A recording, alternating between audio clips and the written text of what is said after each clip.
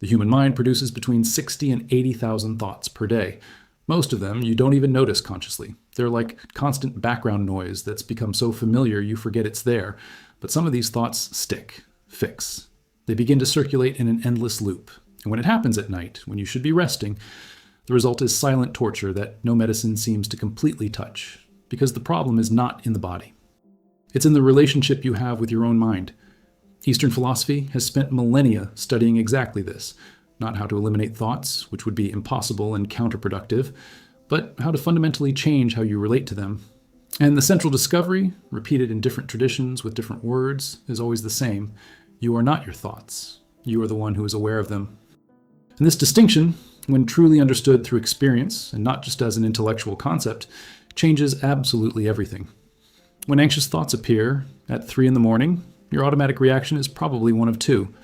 Either you try to suppress it, push it out of consciousness through willpower, or you're completely swept up in it, constructing elaborate scenarios of future catastrophe based on worries that may or may not materialize.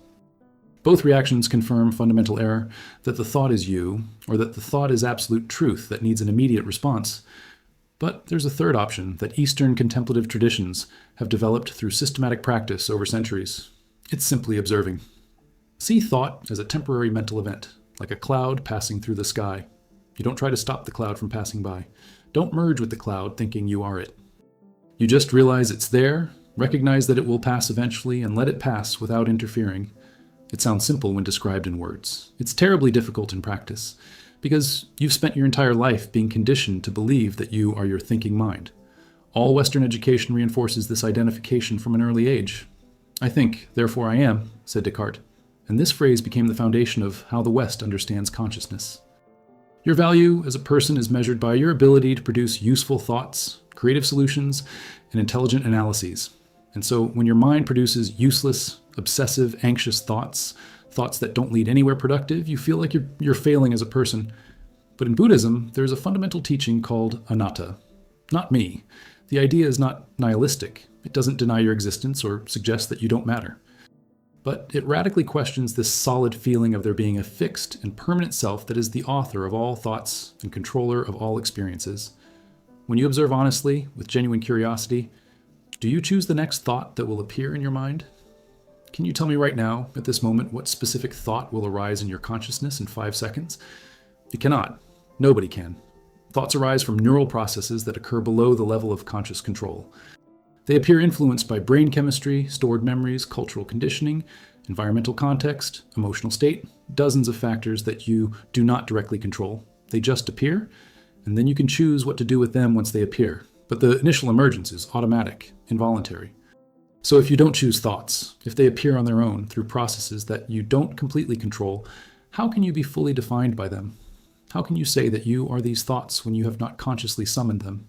This perception, when it really penetrates not just as an interesting idea, but as a lived recognition, creates space. Small at first.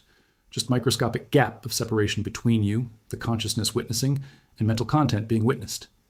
But in that gap, there is freedom. Freedom to have anxious thoughts and not be completely consumed by them, of having a legitimate concern and not needing to resolve it immediately at 3 a.m. when there's nothing you can actually do useful at that moment. And it is precisely in this space that 432 Hz works as a practical tool and not just an abstract concept. It's not a magic frequency. It will not cure clinical anxiety alone without other supports. It won't solve real problems that are causing legitimate concern. But it offers something that a busy mind desperately needs, a concrete sensory anchor that is not verbal thought, that is not narrative about past or future. When you place pure tone at that specific frequency and consciously direct attention to it, you are practicing intentional redirection of focus. You are training of the neurological ability to choose where attention goes, rather than being passively dragged along by whatever screams loudest internally, whatever concern turns on the red urgency light in the mental alert system. And this training, repeated consistently night after night, literally strengthens the muscle of voluntary attention that is atrophied from operating on autopilot, from letting the mind wander without direction, from being hijacked by any thought that appears with a strong emotional charge. The frequency of 432 Hz has specific properties that have been studied both empirically and through centuries of use in contemplative practices. When you vibrate water at this frequency and photograph with appropriate equipment, patterns that form on the surface are geometrically harmonic. stable, symmetrical. They present visual order that suggests resonance with natural structures. Switch to 440, the modern tuning standard that has become industrial standard, and symmetry breaks slightly. Patterns become less harmonious, less organized. This matters because your body is approximately 70% water. Your cells are mostly made up of water. Cell membranes, intracellular fluid, blood plasma, everything vibrates. And when sound at that specific frequency passes through your body, there is measurable physical resonance. No metaphorical or imagined resonance. Real resonance that can be detected with appropriate instrumentation. But the most important effect, most relevant to someone struggling with nighttime anxiety and overthinking, is not chemical or structurally physical. It's attentive. The sustained and relatively simple sound, without melodic complexity that would require additional cognitive processing, offers the perfect object for meditation. Interesting enough to capture attention and keep it engaged. Simple enough to not create additional stimulation that would be counterproductive when you're trying to calm your nervous system. Exactly the type of stimulus that allows the natural calming process to begin without you having to force it through an effort of will that paradoxically creates more tension. In Taoism, an ancient Chinese philosophy that profoundly influenced the development of Japanese Zen, a central concept is Wu Wei, literally translated as non-action, but this translation completely misleads those who do not understand the context. It's not about doing nothing, about passivity or laziness. It's about not forcing. It's about aligning action with the natural flow of things rather than constantly swimming against the current, rather than trying to make river water flow in the opposite direction through sheer effort. And applied specifically to sleep, Wu Wei is a radical teaching that goes against every modern instinct to control, optimize, force, results through techniques and conscious effort. You can't force sleep to come. The more you consciously try to sleep, the more you lie there with your jaw clenched thinking, I need to sleep, I need to sleep. If I don't sleep now, tomorrow will be terrible. The more you wake up. But your nervous system goes on alert. Because you're creating urgency, and urgency activates the sympathetic system, fight or flight mode, which is biologically incompatible with sleep. Sleep is an autonomous process that happens when you create the right conditions and then get out of the way, stop interfering, allow your body to do what it has always known how to do since you were born. So practice is not actively trying to sleep. It is about creating favorable conditions through an appropriate environment, through a ritual that signals to the body that it is time for transition, and then releasing conscious control. Surrender to the natural process. 432 Hertz is one of these favorable conditions, not because it forces relaxation through some magical or esoteric mechanism, but because it gives the mind something specific to do, something concrete to notice, which isn't constructing anxious narratives about a past that can't be changed, or future that doesn't yet exist and probably won't be exactly as you imagine. It gives something to notice in the present moment. In the present moment, the fundamental discovery of absolutely every meditative tradition that has ever existed never contains the elaborate problems that the mind creates about it. Present moment contains only what is actually happening now, and what is happening now, stripped of interpretation and projection, is almost always manageable. Do this thought experiment right now as you read this. Do you have real problem right this second? Not a problem that could happen tomorrow if certain conditions align in a specific way. Not a problem that happened yesterday and that you're still ruminating about, but problem happening literally right now, at this precise moment as your eyes pass over these words. The vast majority of the time, the honest answer is no. You are breathing. Heart is its beating. You are alive. You're okay now. And now that's all there really is. Past is gone. It is memory, important and informative, but it is not present reality. Future is not yet. It's a possibility. It's worth planning for it within reason, but it's not a present reality. Only now is it real. And now, stripped of mental narrative about past and future, it is always manageable because if it weren't, you wouldn't be here to experience it. Anxiety lives exclusively in the future. Always. It's mind projecting catastrophic scenarios that haven't happened yet, and statistically speaking, will probably never happen exactly in the way you imagine, because a real future always contains variables that you can't anticipate. And rumination lives exclusively in the past, endlessly replaying conversations that have already happened, decisions that have already been made, events that can no longer be changed no matter how much mental time you spend on them. But when you ground completely in the present through direct sensory perception, through actually listening to that specific sound with full attention, through actually feeling subtle movement of the breath in the body, through actually noticing physical sensations happening now, anxiety about the future and rumination about the past lose the fuel they need to keep burning. They don't disappear instantly as if you pressed a magic button. They keep trying to pull you back into familiar narratives, into well-established patterns of worry that your mind knows how to run on autopilot. But you have developed, through repeated practice, the muscle of noticing when you are being pulled out of the present and making a conscious, active choice to return back to direct sensory perception. And each time you do this, each time you realize that you have been hijacked by future or past mental narrative and deliberately return to present awareness, to sound, to breath, to bodily sensations, you are practicing. He's training. It is literally changing neural patterns through intentional repetition. It is creating new pathways in the brain that with time and consistency become stronger, more automatic, more natural than old patterns of constant worry. In Zen Buddhism, a Japanese tradition that synthesized elements of Indian Buddhism with Chinese Taoist philosophy and Japanese aesthetic sensibilities, there's a concept of mushin, literally means mindless mind. State of consciousness without discursive thought, without that internal voice that constantly comments on everything, judges everything, analyzes everything. Historical samurai practiced mushin because in real combat, hesitation kills. There is no time for elaborate analysis when sword comes your way. There's no room for internal debate about the best course of action. There has to be only direct perception and immediate response as a unified movement without separation between seeing and acting. And this state was not achieved by trying to force the mind to be still through brutal thought suppression, which would be impossible and would only create more tension. It was achieved by filling consciousness completely, totally, without reservation, with present activity. When consciousness is 100% occupied with what is happening now, there's no room left for mental narrative about self and performance and fear of failure. Traditional Zen archers filled awareness with every minute aspect of holding a bow, positioning an arrow, feeling tension in the string, aligning posture, synchronizing with breathing. Tea ceremony masters filled in every precise and deliberate gesture of preparation, every movement of the hands, every sound of the water, every visual detail of the bowl. Calligraphy practitioners filled each stroke of the brush with exact pressure, with speed, with angle, with intention. And when consciousness was completely occupied with total presence in what was being done, there was no mental space left for self-critical self-commenting on performance, for fear of external judgment, for concern about the final result. There was just action happening through you without constant interference from the critical inner voice. You can apply exactly this principle.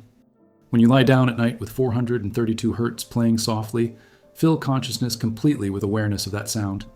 Not superficially, while most of the mind is busy thinking about work tomorrow or replaying today's conversation, but totally with complete and undivided attention. Trace subtle harmonics that exist within the fundamental tone. Notice how sound seems to change slightly in texture or quality when you breathe in versus when you breathe out. Note almost imperceptible beats that create rhythmic patterns even though the frequency is technically constant. Explore sound with the same curiosity that a small child explores a new and fascinating object. And when you realize that if you've been lost in thought, your attention has been hijacked by worry or rumination or planning, and this will absolutely happen constantly, especially in the beginning, because it's a deeply established pattern. Don't criticize yourself. Don't add a layer of negative judgment about being distracted. Don't turn this into another item on the list of things you're doing wrong. Just acknowledge with factual neutrality, oh, I was thinking about work, or oh, I was ruminating on that conversation, or oh, I was planning tomorrow. And then gently, without drama, without excessive effort, return your attention to sound. That's literally the entire workout. Realize that you're lost, and return. Notice and return.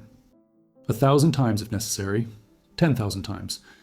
Because it's not about never getting lost. You will constantly get lost. This is completely normal and expected. Training is about recognition time becoming progressively shorter, and feedback becoming progressively more natural, more automatic, less effortful. In Japanese aesthetic philosophy, there's a profound concept of ma, empty space, interval, pause, but not empty as a negative absence or lack of something important. Emptiness as potential, as opening, as space that allows other things to exist and be fully perceived. It's silence between musical notes that allows music to make sense rather than just constant noise. It is white space around an element in a painting that allows the eye to rest and the element to stand out. It is the pause between words that allows language to be understandable rather than an incomprehensible flow of sounds. It is applied to the mind, but it is space between thoughts. Gap of pure consciousness, unmediated by concepts or words before the next thought begins. You probably never notice ma in a normal state of mind because the next thought begins before the previous one is completely finished. It is a constant, uninterrupted flow with no apparent breaks, like a radio that never turns off that is always transmitting something. But when you practice observation through meditation, through really paying careful attention to how thoughts arise, exist for period, and disappear, you begin to notice spaces, micro gaps where there is no active thinking going on. And in those gaps, there is something surprising. It is not an absence of experience or a black hole of unconsciousness. It is pure presence, consciousness without specific object, to be aware without being aware of something in particular. And it is in that state, when you can dwell in that space even briefly, even for a split second before the next thought arises, that you tap into the fundamental peace that has always been available, but was constantly obscured by incessant mental noise, by an endless stream of thoughts and worries and planning and judgments. This peace does not depend on external circumstances being perfectly aligned. It doesn't need all the problems solved before it can exist. It doesn't require that everything in your life is finally tidy and running smoothly. She was there before any trouble started. It was there in early childhood before you developed complex layers of conditioning and worry and self-awareness. And it's there now, always accessible, always available, just patiently waiting for you to stop looking outside and simply notice what has always been right here. Another fundamental Japanese concept is mono no aware, literally something like sensitivity to the ephemeral or pathos of things. It is the ability to be deeply touched by the transitory nature of absolutely everything that exists, of seeing cherry blossoms in full bloom and feeling intense beauty mixed with gentle melancholy because, you are completely aware that these flowers will wither and fall in a matter of days. And in that acute awareness of impermanence and that visceral recognition that nothing lasts forever exactly as it is, there is a specific kind of acceptance, deep acceptance that everything is constantly changing. Everything passes eventually. Nothing stays exactly the same for long. And resisting this fundamental reality, fighting against impermanence, trying to make things remain fixed when their nature is to change, creates unnecessary suffering. Applied specifically to nighttime anxiety and overthinking, mono no aware offers a genuinely liberating perspective. That agitated state of mind you're experiencing right now, as intense and unbearable as it may seem right now, it's temporary. Tomorrow night will be different. Next time will be different. In 15 minutes it will be different. Thoughts that seem so urgent and absolutely real at 3 a.m, that seem to demand immediate resolution even when there is nothing practical you can do at that time, will seem different, less urgent, more manageable at 7 a.m. when you wake up. And insomnia that seems endless. When you're in the middle of it, it feels like it will last forever and completely destroy your ability to function. It will eventually pass, because everything always passes. It has always passed, historically. It will always pass in the future. This is not forced optimism or superficial positive thinking like just think happy and everything will be fine. It is empirical recognition, based on direct observation, of an absolutely fundamental pattern of existence. Impermanence is not theory. It's reality you can verify by looking at any aspect of your experience. Thoughts change, emotions change, physical sensations change, mental states change. Everything is in constant flux. And in that deep recognition, there is genuine relief, because it means that not even this specific suffering you are experiencing right now is permanent or unchanging, which paradoxically makes it easier to be in pain without adding additional layers of resistance that only make the situation worse, that turn inevitable pain into unnecessary suffering. There is a crucial distinction between pain and suffering that Buddhism repeatedly emphasizes in texts and teachings. Pain is inevitable when you have a human body and mind. You will feel physical discomfort eventually. You will have difficult emotions, such as fear, sadness, frustration. You will face challenging situations that test your limits. This is basic pain, first arrow as it is sometimes called, and there's no way to completely avoid it during the course of a normal human life. But suffering, second arrow, is what you add on top of pain through mental resistance, through elaborate narratives about how things shouldn't be this way, about how unfair or terrible it is that this is happening, by brutally blaming yourself for feeling what you are feeling, as if difficult emotions are evidence of moral failure, through catastrophizing about the entire future based on the difficult present, projecting that because today is hard, all future days will be equally or harder. When you're lying awake at 3 a.m, there is real discomfort. Legitimate frustration of not being able to sleep when you need to rest. Understandable worry about how you will function tomorrow without adequate sleep. This is the first arrow, the inevitable pain of the situation. But when you add on top of this the whole narrative of, this is absolutely terrible, I'm never going to be able to sleep, tomorrow is going to be completely horrible, and I'm not going to be able to do anything, there's something fundamentally wrong with me, because normal people don't have this problem. Why can't I be normal and just sleep like everyone else? You're shooting dozens of additional arrows at yourself. And often this additional self-inflicted suffering exceeds the original pain by orders of magnitude. Insomnia itself is uncomfortable.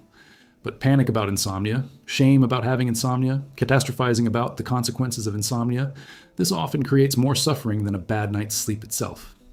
Regular practice with 432 Hz is a concrete opportunity to train yourself not to add unnecessary arrows. You're awake at 3 in the morning. This is a simple and neutral fact. It doesn't have to be any different at this particular moment. It can be exactly as it is without it meaning anything terrible about you or the future. And by accepting this, by genuinely letting go of resistance against what is already happening anyway, you remove a significant layer of tension that was actively preventing natural relaxation and eventual sleep. You stop fighting the present moment, and in that stop, in that cessation of internal war, the body is allowed to begin the natural process of stilling. And interestingly, counterintuitively, when you completely stop fighting against being awake, when you are genuinely okay with not sleeping now, when you remove urgency and desperation from the equation, sleep often comes naturally, not because you earned sleep through virtuous acceptance, not because the universe is rewarding your correct mental attitude, but simply because you remove the main obstacle, which was the struggle itself, the tension created by resistance. Body knows perfectly how to sleep. It has been doing this automatically since you were born, from the first day of life. It does not need detailed conscious instructions on how to perform sleep. It just needs the right conditions, the main condition being the nervous system not to be in threat mode, not to be on high alert responding to perceived danger. And the nervous system cannot truly relax, cannot go into parasympathetic rest and digest mode while you are actively at war with the present moment, while you are fighting internally against what is happening now. In classical Taoism, there is a poetic image of the sage as being like water. Water doesn't fight obstacles. When you find a stone on your path, you don't try to destroy a stone by of brute force. It simply flows around, finds the path of least resistance, eventually continues its journey. When it is placed in a square container, it takes on a square shape without complaining that it would prefer to be round. When it is placed in a round container, it takes on a round shape without resisting. But water, despite all its flexibility and apparent passivity, is also the strongest element in the long term. Because hard rock, no matter how solid it appears, eventually breaks under sudden pressure. Crack propagates, structure fails, disintegration happens. But flexible water never breaks. Adapt, persist, continue. You can cultivate water quality in relation to your own mind and inner experience. When anxious thought arises, when legitimate concern appears, you need not fight it as if it were a mortal enemy that must be destroyed immediately. It can just flow around. It can recognize presence without being completely defined or consumed by presence. You can let thought exist in the vast space of consciousness without needing to act on it immediately or be swept away by it completely. And this mental flexibility developed through practice, this increasing capacity to be with discomfort without the automatic rigidity of total resistance, is precisely what allows sustainable navigation through difficult nights and challenging days without being completely destroyed or incapacitated by difficulties that inevitably arise.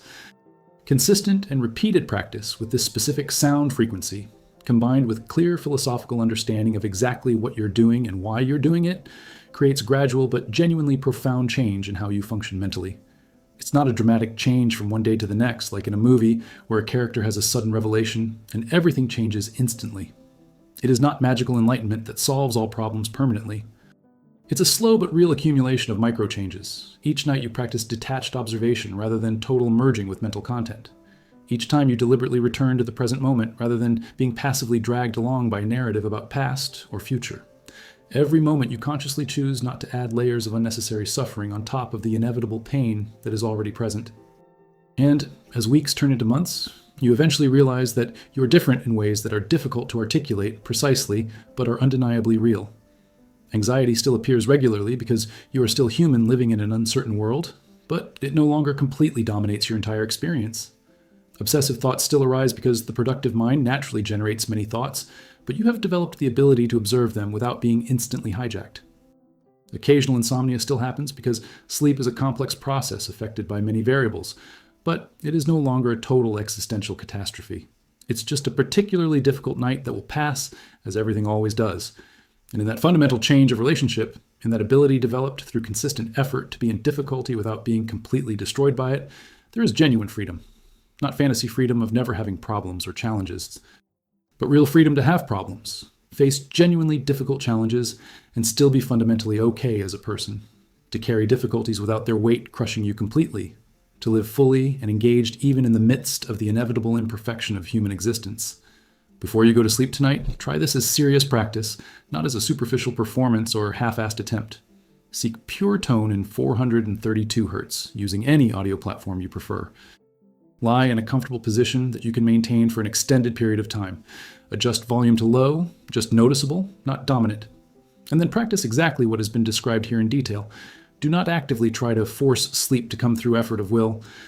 Don't try to artificially relax each muscle through progressive relaxation techniques if this creates more tension. Don't try to bring about the specific state of mind that you think is necessary. Just listen to sound. Completely, fully, with undivided attention that you normally reserve only for things you find genuinely important. And when the mind inevitably wanders to worries, when thoughts appear, when emotions arise, observe it all without getting involved dramatically, without resisting as if they were threats, without merging as if they were you. Just realize, thought about work, worry about money, rumination on conversation, and gently return to sound, and do it night after night. Not with a rigid expectation of a specific result in a specific timeline, but with confidence based on centuries of practice contemplation validated by millions of practitioners that consistent practice, even when imperfect, even when you lose yourself 1,000 times per session, accumulates real effects, changes neural patterns, reconditions automatic responses, develops capabilities that were atrophied. And eventually, you will discover through direct experience that the ability to rest, to be at peace, to not be completely overwhelmed by mental content, never needed to be achieved through heroic effort. It has always been available here and now. All it took was for you to stop constantly interfering, stop adding layers of complication, and allow deeply wise natural processes to do what they've always known how to do when you finally get out of the way and let them. Good night. May you find vast space between thoughts and rest deeply there.